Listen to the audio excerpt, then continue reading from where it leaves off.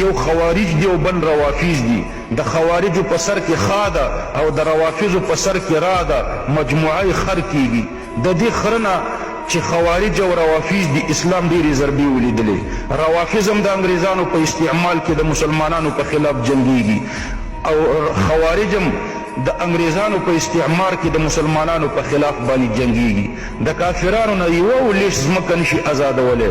په هر ځای کې د مسلمان په خلاف د دوی مقابله ده.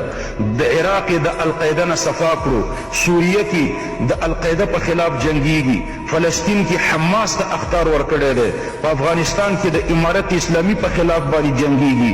په هر ځای کې د مسلمانانو په خلاف وهابیانو یو محاذ کلاو کړی دی او د مسلمانانو په خلاف جنګیږي. دا د انګریزانو پیداوار دی. زه یو عوامي دلیل درته وایم چې عوام رونه ورباندې پوه شي.